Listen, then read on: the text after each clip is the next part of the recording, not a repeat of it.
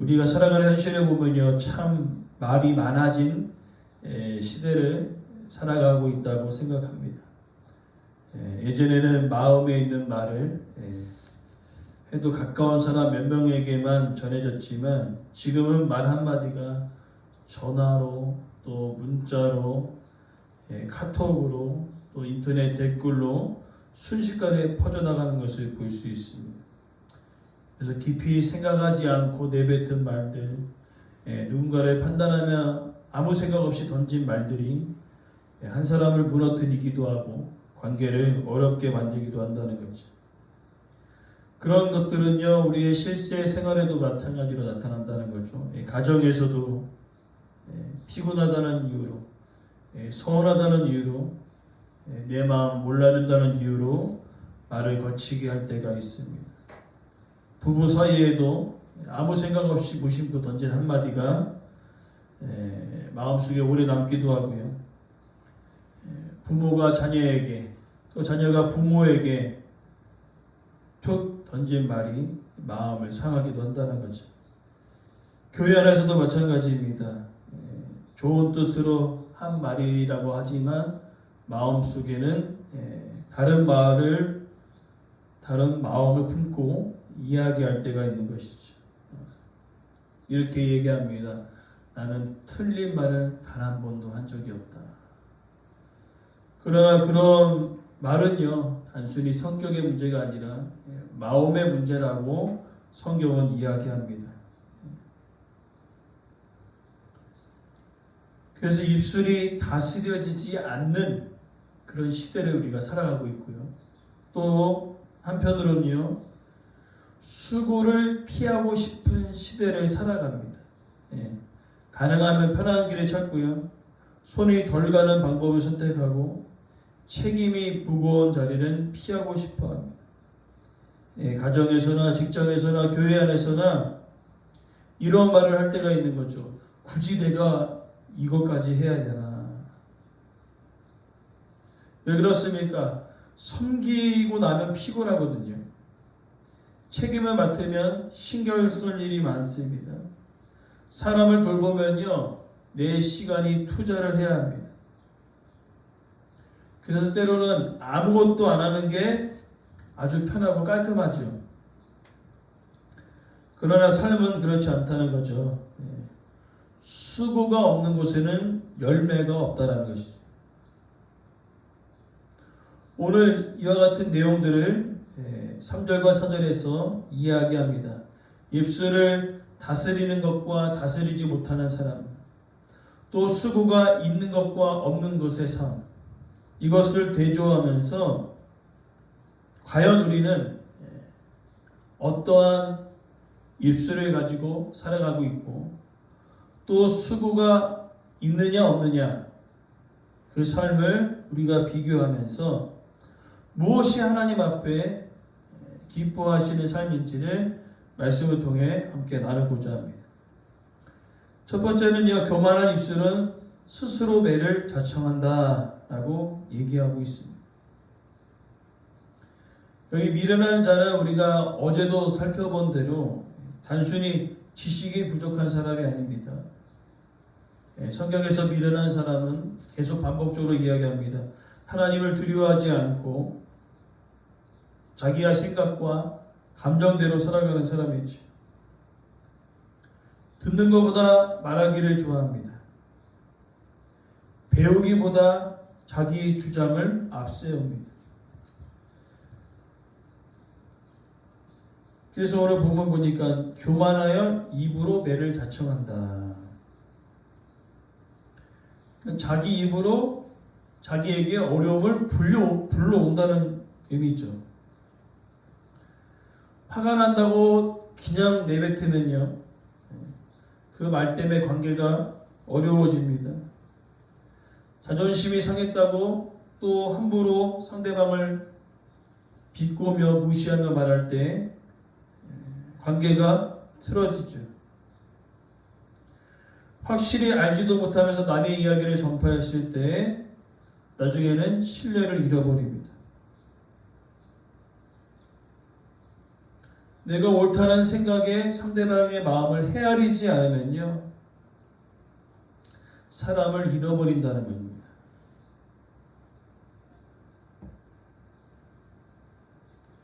그래서 말은요, 입에서 아주 그냥 가볍게 탁 터져 나오는 것처럼 느껴지지만 한 번 나간 말을 주워 담기가 어렵거든요.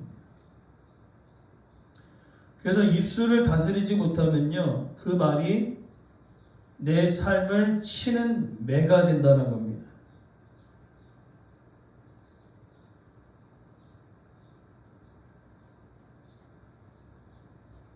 그래서 결국엔 어떻습니까? 이러한 사람은 가정에서나 부부 사이에서나 부모와 자녀 사이에서나 교회 안에서나 늘 어떻게 합니까? 외톨이가 되는 거죠. 늘 외로워요. 그러면서 본인은 모르죠. 아, 왜 이렇게 사람들이 나를 피할까? 왜 내가 가면은 화기애애한 분위기가 싸늘해질까? 근데 본인은 몰라요. 그래서 어떻게 표현합니까? 교만하여. 몰라요. 이게 답답한 겁니다. 교만하여. 몰라요. 본인이 어떤지 모른다는 겁니다. 참 안타까운 삶의 모습이 아닙니까? 그러나 반대로 두 번째로 지혜로운 입술은요, 자신과 관계를 지킨다는 거죠. 여기 보존한다라는 그 의미, 그죠? 지혜로운 자의 입술은 자기를 보존한다. 이 보존한다는 것은 지킨다는 것입니다. 지혜로운 입술은 자신을 지키고 관계를 지키고 공동체를 지킨다는 거죠. 즉 지혜로운 입술은 말을 많이 하는 것이 아니라 때에 맞게 진실하게 사랑으로 이야기하는 것이죠. 그래서 지혜로운 입술은요, 먼저 듣는 데서부터 시작한다는 겁니다. 미련한 사람과 지혜로운 사람의 특징이 다르죠. 미련한 사람은 듣질 않아요. 그러나 지혜로운 사람은 듣습니다. 상대방의 이야기를 들어주고 상대방의 마음을 헤아릴 줄 아는 사람.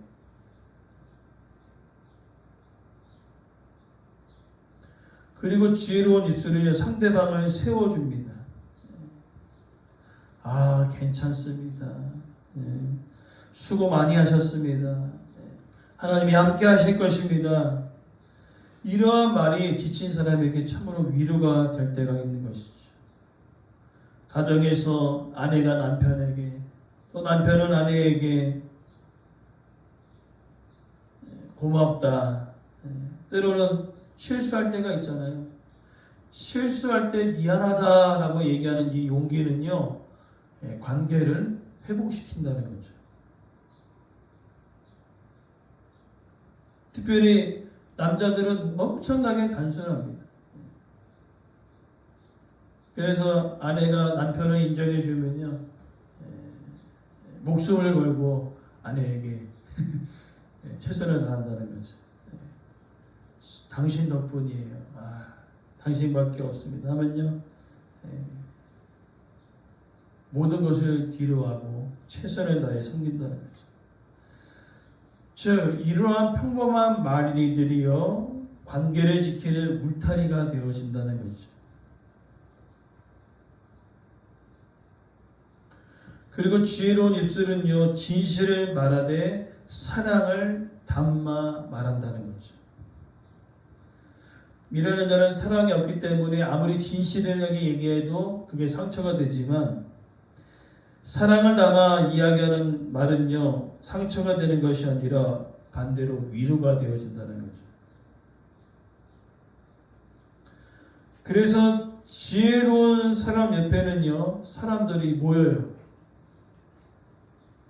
그리고 분위기가 싸늘한 곳에 가면은 다시 분위기가 화기애애집니다. 이런 것들을 우리가 주변에서 실제적으로 볼 수 있는 것이죠. 그러면 이제 4절의 말씀을 가지고 이제 수고에 대한 이야기를 하자는 거죠. 세 번째는요, 수고가 없는 깨끗함보다 열매 있는 성실함이 귀하다라는 거죠. 오늘 본문을 보니까요, 소가 없으면 그 영은 깨끗하지만 소의 힘으로 얻는 것이 많다. 이 말씀은 농경사회를 배경으로 하고 있습니다. 옛날에는요, 소가 아주 중요했습니다. 소가 있으면 밭을 갈기도 하고 짐을 나를 수도 있습니다. 당시 소는요, 노동력이 아주 중요한 수단이었다는 거죠. 그러나 소가 있으면 불편한 점도 있습니다. 먹이를 줘야죠, 구유를 관리해야죠, 배설물 치워줘야죠. 손이 아주 많이 가죠.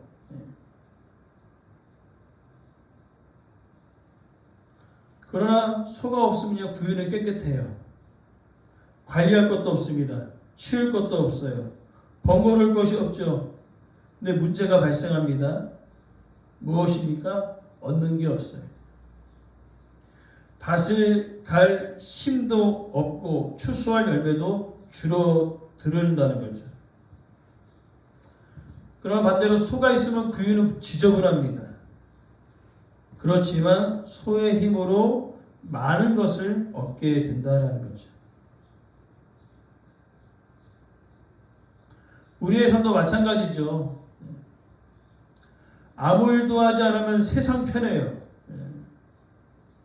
섬기지 않으면 마음 쓸 일도 없습니다. 사람을 만나지 않으면 상처받을 일이 없어요. 책임을 맡지 않으면 부담감이 없습니다. 그러나 그렇게 살면요, 열매가 적다는 거죠. 가정도 마찬가지입니다. 가정을 돌보는 일이 얼마나 번거로운 일입니까? 주부의 일이 얼마나 힘듭니까?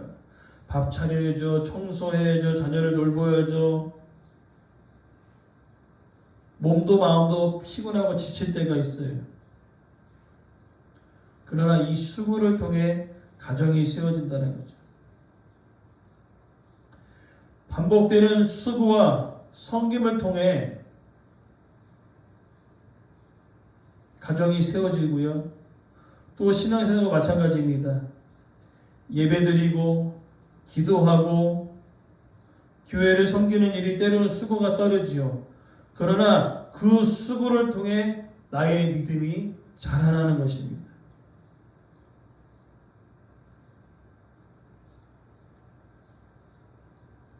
수고를 통해 믿음이 자라나고 교회가 자라나는 것이죠.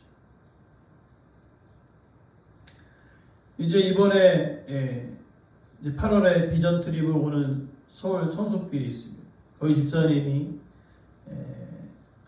지난주 방문해서 이런저런 이야기하면서 이런 이야기를 하더라고요. 어떤 이야기를 하냐면 자신의 교회와 또 자신의 교회보다 작은 규모의 교회가 예전에 있었는데 그 작은 교회가 한 장로님이 계시는데 가장 부유하기도 하고 가장 권위가 있는 분이 화장실 청소를 하신대요. 근데 그분이 화장실 청소를 하시니까 밑에 시무 장로님도 그렇고 안수 집사님도 그렇고 다 나와서 교회를 돌보았다는 거죠. 헌신하고 수고했다는 겁니다. 그러나 지금 이제 시간이 흘러서 그 교회가 훨씬 더 커졌대요. 그리고 반면에 자신의 교회는 용역을 쓴대요. 용역. 청소도 용역 쓰고 밥하는 것도 용역을 쓰고. 근데 교회 규모가 작아졌대요. 그러니까 뭔 얘기를 하냐면은 역시 교회는 수고와 헌신이 있는 것과 없는 것의 차이가 있다는 거죠. 마찬가지입니다. 오늘 본문의 메시지가 바로 그거예요. 요즘 교회들이 편안함을 추구하다 보니까요. 교회도 청소도 용역을 쓰고 그 다음에 식당도 용역을 씁니다. 근데 문제는 뭐냐면 교회는요. 수고와 헌신을 통하여 믿음이 자라나고 수고와 헌신을 통하여 교회가 성장해 나가는 것이죠. 그 수고와 헌신이 없으면요. 겉으로 보기에는 잘 되는 것처럼 느껴지지만 아니라는 것이죠. 생명력이 약해집니다.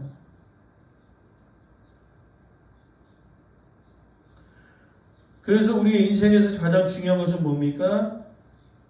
열매 있는 일들을 우리가 곰곰이 생각해 보니까요, 수고를 요구한다는 겁니다. 수고를 요구해요.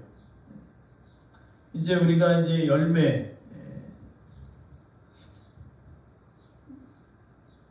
열매를 맺히는 나무들을 보면요, 갖은 수고와 헌신이 필요하잖아요. 이것이 없으면 열매를 거둘 수 없지 않습니까? 영적인 부분도 마찬가지죠. 수고와 헌신이 없다면은 믿음이 자라날 수 없습니다. 그래서 하나님께서는 우리에게 이야기합니다. 게으른 편안함보다 성실한 수고를 귀하게 보신다는 겁니다. 그러면서 우리가 마지막으로 살펴볼 것은, 그러면 편리함을 선택하면 어떻게 될까? 그죠? 편리함을 선택하면 어떻게 될까? 열매를 잃어버린다는 거죠. 오늘 말씀은 우리에게 아주 가장 중요한 진리를 이야기합니다. 편리함만 추구하면 열매를 잃어버린다는 거죠. 근데 아이러니하게도 사람은 누구나 편한 것을 좋아합니다. 책임이 없는 삶, 갈등이 없는 삶, 손해보지 않는 삶, 몸이 피곤하지 않는 삶을 원한다는 거죠. 여기서 이야기는 쉼이 필요 없다라는 의미가 아닙니다. 쉼도 필요하지요. 그러나 문제는요, 편안함만을 삶의 기준으로 살아갈 때가 문제라는 거죠. 수고가 싫어서 아무것도 하지 않으면 당장은 편하죠. 그러나 거둬들이는 것이 없다는 겁니다.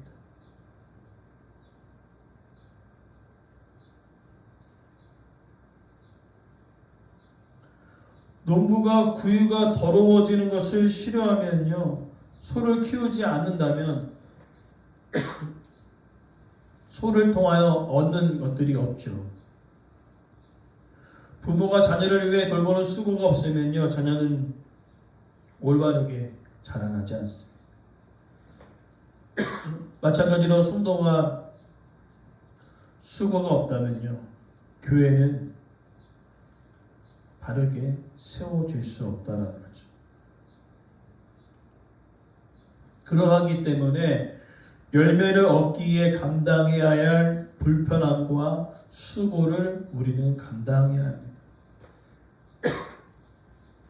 우리가 아이를 키울 때, 우리 집사님도 조여병제, 지제병제를 키웠을 때, 어렸을 때 집이 항상 깨끗하던가요?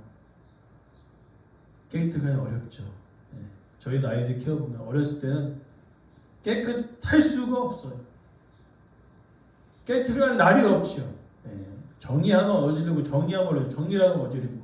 근데 그 어지러움 가운데서도 생명력이 자라나지 않습니까? 자녀가 성장하지 않습니까?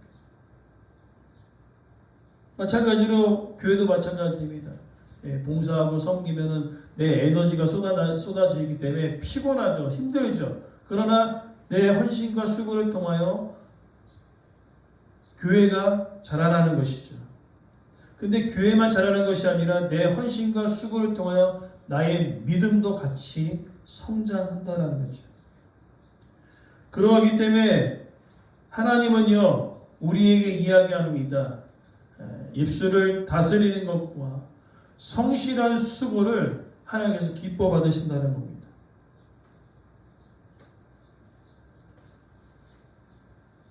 그래서 오늘 우리의 삶 속에 하나님은 두 가지의 지혜를 말씀하고 계시는 거죠.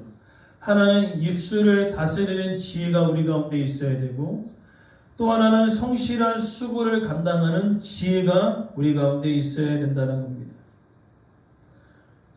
그러나 세상은 반대로 흐르고 있지요. 입술을 다스리기보다는 그냥 아무 생각 없이 툭툭툭 내뱉습니다. 그리고 수고보다는 편안함을 선택하며 살아가고 있지요. 그러나 우리가 기억해야 합니다. 입술을 다스리지 않으면요, 관계는 깨어지는 거죠. 신뢰는 무너집니다. 그리고 우리가 수고하지 아니하면 열매가 없죠. 가정이 올바르게 세워지지 않고 교회가 세워지지 않습니다. 내 믿음이 성장하지도 않습니다. 그래서 번거롭더라도 불편하더라도 하나님은 우리에게 입술을 다스리라 말씀하셨고, 또한 성실한 수고를 통하여 얻어지는 그 놀라운 그 열매를 바라보며 우리의 삶 가운데 묵묵히 자신의 삶 가운데 수고와 헌신할 것을 오늘 말해주고 있는 것입니다. 소망하는 것은 우리가 입술을 다스리고 성실한 수고를 통하여 가정이 또 교회가 든든히 세워지고 뿐만 아니라 우리의 믿음이 더욱더 연단받아 자라나기를 간절히 소망합니다.